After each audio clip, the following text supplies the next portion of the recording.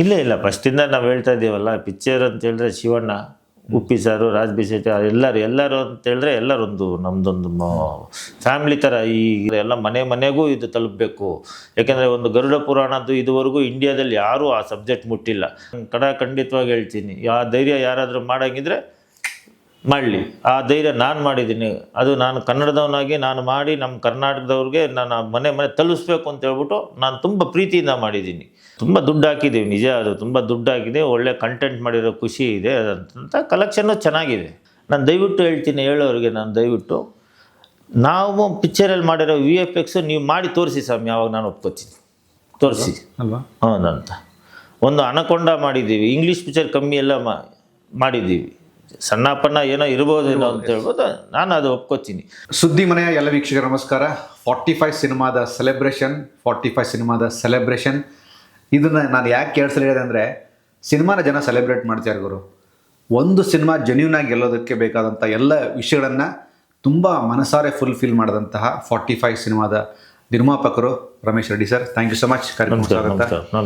Cinema ಶುರು ಆದಾಗ ಇದ್ದಂತಹ ಆ ಒಂದು ಎನರ್ಜಿ ಮಧ್ಯಲ್ಲೂ ಅದೇ ಎನರ್ಜಿನ ಕ್ಯಾರಿ ಮಾಡ್ತಾ ಪ್ರೀ ರಿಲೀಸ್ ಇವೆಂಟ್ ಮಾಡ್ತೀರಿ, ಟ್ರೈಲರ್ ಲಾಂಚ್ ಮಾಡ್ತೀರಿ.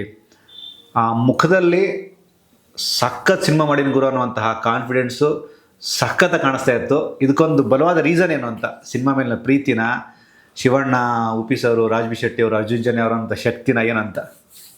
ಇಲ್ಲ ಫಸ್ಟಿಂದ ನಾವು ಹೇಳ್ತಾ ಇದ್ದೀವಲ್ಲ, ಪಿಕ್ಚರ್ ಅಂತ ಹೇಳಿದ್ರೆ ಶಿವಣ್ಣ, ಉಪ್ಪಿ ಸಾರು, ರಾಜ್ ಬಿ ಶೆಟ್ಟಿ ಎಲ್ಲರೂ ಅಂತ ಹೇಳಿದ್ರೆ ಎಲ್ಲರೊಂದು ನಮ್ಮದೊಂದು ಫ್ಯಾಮಿಲಿ ಥರ. ಈ ಇದಂತ ಫಸ್ಟ್ ಈ ಫ್ಯಾಮಿಲಿ ಏನಂದ್ರೆ ಒಳ್ಳೆ ಕಂಟೆಂಟ್ ಕೊಡ್ತಾ ಇದ್ದೀವಲ್ಲ ಅಂತ ತುಂಬ ಎಲ್ಲರಿಗೂ ಖುಷಿ ಇದೆ ಅದಂತ. ಓಕೆ, ಇದ್ರ ಜೊತೆಗೆ ಸಿನಿಮಾನ ನೋಡಿದಂಥವ್ರು ಕಮರ್ಷಿಯಲಿ ಎಂಜಾಯ್ ಮಾಡೋದ್ರ ಜೊತೆಗೆ ಈ ಥರ ಹೆಂಗೆ ಮಾಡ್ತಾರೆ ಒಂದಷ್ಟು ಸೀನ್ ಬಂದಾಗ, ಹೌದು, ಇದನ್ನು ನೀವು ಕಣ್ಣಾರ ನೋಡಿರ್ತೀರಿ. ಅದು ಹೇಗೆ ಕನೆಕ್ಟ್ ಆದ್ರಿ ಅಂತ ನೀವು? ಇಲ್ಲ, ನಂಗೆ ತುಂಬ ಖುಷಿ ಆಗ್ತಾ ಇದೆ ನೋಡಿ. ಈ ಥರ ಅಂತ 11 ಅವತಾರಗಳು ನಾವು ತೋರಿಸಿದ್ದೀವಿ. ಶಿವಣ್ಣ 11 ಜ್ಯೋತಿರ್ಲಿಂಗ ಅಂತೀವಿ. ಒಂದೊಂದು ಜ್ಯೋತಿರ್ಲಿಂಗ ರಾಮೇಶ್ವರ, ಇಲ್ಲಿ ಥ್ರೂಔಟ್ ಇಂಡಿಯಾದಲ್ಲಿ 11 ಜ್ಯೋತಿರ್ಲಿಂಗ ಇದೆ. 11 ಶಿವಂದು ಒಂದು ಶಿವ, ಒಂದೊಂದು ಜ್ಯೋತಿರ್ಲಿಂಗ ಅಂತ ನಾವು ಹೇಳ್ತೀವಿ. ಅದು ತೋರಿಸಿರೋದು ಈ ಶಿವಣ್ಣನಲ್ಲಿ ನಾವು ನೋಡ್ತಾ ಇರೋದು ಅಂದರೆ ಎಷ್ಟು ಅವರೆಲ್ಲ ಮಾಡ್ತಾ ಇದ್ರೆ ತುಂಬ ಖುಷಿ ಇದೆ. ಏನಂದರೆ ಒಂಥರ ನಮಗೆ ನಾವು ತೃಪ್ತಿ ಹೆಂಗಿದೆ ಅಂತ ಹೇಳಿದ್ರೆ, ನಾವು ನಾವು 3 ವರ್ಷ ಮಾಡಿದ ಶ್ರಮ ನಮ್ಗೆ ಇಲ್ಲಿ ಗೊತ್ತಾಗ್ತಾ ಇದೆ. ಆಮೇಲೆ ಸಿನಿಮಾದ ಪ್ರತಿಯೊಂದು ವಿಷಯದಲ್ಲೂ ರಮೇಶ್ ರೆಡ್ಡಿ ಅವ್ರು ಹೆಂಗಿದ್ರು ಅಂದರೆ, ಒಬ್ಬ ನಿರ್ಮಾಪಕರಾಗಿರಲಿಲ್ಲ. ಫಾರ್ ಎಕ್ಸಾಂಪಲ್, ಗುರು ಇದರಲ್ಲಿ ನಾನು ಒಂದು ಮೇನ್ ಸ್ತಂಭ ಅಂದರೆ ದುಡ್ಡು ಹಾಕೋದು ಸರ್ ನಿರ್ಮಾಪಕರದ್ದು ಒಂದು ಕೆಟಗರಿ. ಆದರೆ ಸಿನಿಮಾನ ಪ್ರತಿ ಹೆಜ್ಜೆನೂ ಅದನ್ನು ಸೆಲೆಬ್ರೇಟ್ ಮಾಡ್ತಾ ಅದನ್ನು ಜನರಿಗೆ ತಲುಪಿಸುವಂಥ ಕೆಲಸ ನೀವು ಮಾಡಿದ್ರಿ. ಇದಕ್ಕೆ ಒಬ್ಬ ಸಿನಿಮಾ ಫ್ಯಾನ್ ಆಗಿ ಹೇಗೆ ಕನೆಕ್ಟ್ ಆಯಿತು ಅಂತ? ಅಲ್ಲ, ಅದು ಮಾಡಲೇಬೇಕಲ್ವಾ. ಅದು ಯಾಕೆಂದರೆ ಒಂದು ಒಳ್ಳೆ ಕಂಟೆಂಟ್ ಬರಬೇಕಾದ್ರೆ ಅದನ್ನು ನಾವು ಜನಗಳಿಗೆ ತಲುಪಿಸ್ಬೇಕು ಅಂತ ಹೇಳಿದ್ರೆ ನಾವು ಸೆಲೆಬ್ರೇಷನ್ ಮಾಡಿದ್ರೆ ತಾನೇ ನೋಡೋದು.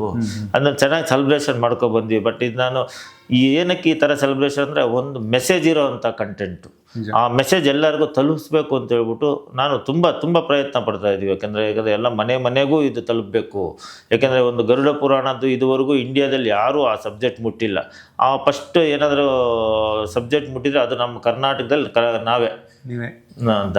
ಸೂರಜ್ ಪ್ರೊಡಕ್ಷನ್ಸ್ ಅವರ SP ಹೌದು, ಅದು ಬೇಕಾದ್ರೆ ನಾನು ಖಂಡಿತವಾಗಿ ಹೇಳ್ತೀನಿ, ಆ ಧೈರ್ಯ ಯಾರಾದರೂ ಮಾಡೋಂಗಿದ್ರೆ ಮಾಡಲಿ. ಆ ಧೈರ್ಯ ನಾನು ಮಾಡಿದ್ದೀನಿ. ಅದು ನಾನು ಕನ್ನಡದವನಾಗಿ ನಾನು ಮಾಡಿ ನಮ್ಮ ಕರ್ನಾಟಕದವ್ರಿಗೆ ನಾನು ಮನೆ ತಲುಪಿಸ್ಬೇಕು ಅಂತ ಹೇಳ್ಬಿಟ್ಟು ನಾನು ತುಂಬ ಪ್ರೀತಿಯಿಂದ ಮಾಡಿದ್ದೀನಿ. ಆ ಕಂಟೆಂಟ್ ತೊಗೊಳಕ್ಕೆ ಎಲ್ಲರೂ ಭಯ ಬೀಳ್ತಾಯಿದ್ರು, ನಾನು ತೊಗೊಂಡಿದ್ದೀನಿ. ನಿಮ್ಮ ಪ್ರೀತಿ ಹೆಂಗಿರಲಿ ಅಂತ. ಜೊತೆಗೆ ಯಾವುದೇ ಒಬ್ಬ ನಿರ್ಮಾಪಕನ ಹತ್ರ ಒಬ್ಬ ಡೈರೆಕ್ಟರ್ ಕತೆ ತೊಗೊಂಡು ಹೋದಾಗ ಫಸ್ಟ್ ಕಾಣಿಸೋದೇ, ಗುರು ಇದರಲ್ಲಿ ಎಷ್ಟು ಫೈಟ್ ಇದೆ, ಎಷ್ಟು ಸಾಂಗ್ಸ್ ಇದೆ, ಒಂದಾದರೂ ಐಟಮ್ ಸಾಂಗ್ ಇದೆಯಾ, ವಿಜುವಲ್ಸ್ ಬೀಳ್ತಾವ, ಈ ಥರದ್ದು ನೋಡೋಂಥ ಕಾಮನ್ ಫ್ಯಾಕ್ಟರ್ದು. ಬಟ್ ಇಲ್ಲಿ ಎಲ್ಲವೂ ಇದೆ, ಏನೂ ಇಲ್ಲ ಅನ್ನೋ ಥರದ್ದು ಒಂದು ಸಿನಿಮಾ. ತುಂಬ ಪ್ರಯೋಗಾತ್ಮಕವಾದಂಥ ಸಿನಿಮಾ. ನಿಜ, ಇದು ಪ್ರಯೋಗಾತ್ಮಕ. ನಮ್ಗೆ ಹೇಳಿಲ್ವಾ, ಒಂದು ಒಳ್ಳೆ ಮೆಸೇಜು, ಒಳ್ಳೆ ಸಮಾಜಕ್ಕೆ ಒಳ್ಳೆ ಇದು ಬೇಕಾದರೆ ನಮಗೇನು ಐಟಮ್ ಸಾಂಗ್ ಬೇಕಾಗಿಲ್ಲ, ಸಾಂಗ್ಗಳು ಬೇಕಾಗಿಲ್ಲ, ಏನೂ ಬೇಕಾಗಿಲ್ಲ. ಅರ್ಥ ಆಯ್ತಾ? ಅಲ್ಲಿ ಹೋಗಿ ಫಿಲಮಲ್ಲಿ ಕೂತ್ಕೊಂಡ್ರೆ ಈ ಫಿಲಮ್ ನಾವು ನೋಡಿಬಿಟ್ಟು ನಾವೇನೋ ಒಂದು ಕಲಿಬೇಕು ಆ ಫಿಲಮಲ್ಲಿ.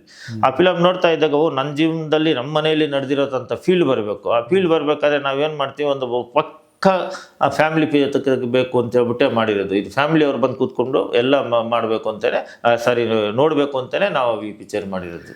ಜೊತೆಗೆ ನಿಮ್ಮ ಬಗ್ಗೆ ಒಂದಷ್ಟು ಜನಕ್ಕೆ ಒಂದು ಪ್ರೀತಿಯ ಕಾಳಜಿ ಹೆಂಗಂದರೆ, ಗುರು ತುಂಬ ದುಡ್ಡು ಹಾಕಿದ್ದಾರೆ ಸಿನಿಮಾಗೆ, ಕಲೆಕ್ಷನ್ಸ್ ಏನಾದ್ರು ಕೇಳಬಹುದಾ ಅಂತ ಇದು ಒಂದು ಅಭಿಪ್ರಾಯ ಅಷ್ಟೇ ಜನಗಳದ್ದು.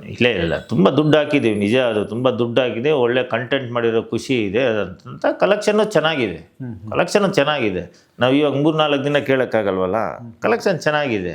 ಅದೇ ಸಿನಿಮಾದ್ದು 1 ವಾರ 15 ದಿನ ಆಗ್ಬೇಕದು, ಅಲ್ಲಿವರೆಗೂ ಕ್ಲಾರಿಟಿ ಗೊತ್ತಾಗಲ್ಲ. ಹೌದು, 15 ದಿವಸ ಬೇಕಲ್ವಾ, 15 ದಿವಸಕ್ಕೆ ಕ್ಲಾರಿಟಿ ಸಿಗುತ್ತೆ. PCR report, daily collection report ಬರುತ್ತೆ, ರಿಪೋರ್ಟ್ ಬಂದಾಗ ಗೊತ್ತಾಗುತ್ತೆ. ಹೌದು. ಬಟ್ VFX ಅನ್ನೋ ಪಾರ್ಟು ಯಾರಿಗೆ VFXನ ಜ್ಞಾನ ಇಲ್ವೋ, ಅದ್ರ ಬಗ್ಗೆ ತಿಳುವಳಿಕೆ ಇಲ್ವೋ, ಇನ್ನೂ ಚೆನ್ನಾಗಿ ಮಾಡ್ಬೋದಾಗಿದ್ದು ಗುರು ಅನ್ನುವಂಥ ಒಂದು ಅಸಡ್ಡೆಯ ಮಾತಾಡ್ತಾರೆ. ಅಂದರೆ ನಾನು ಇದನ್ನು ಒಬ್ಬ ಸಾಮಾನ್ಯ ವ್ಯಕ್ತಿಯಾಗಿ ಕೇಳ್ತೀನಿ. ಈ ಥರದ ಮಾತು ನೀವು ಕೇಳಿದ್ದುಂಟಾ?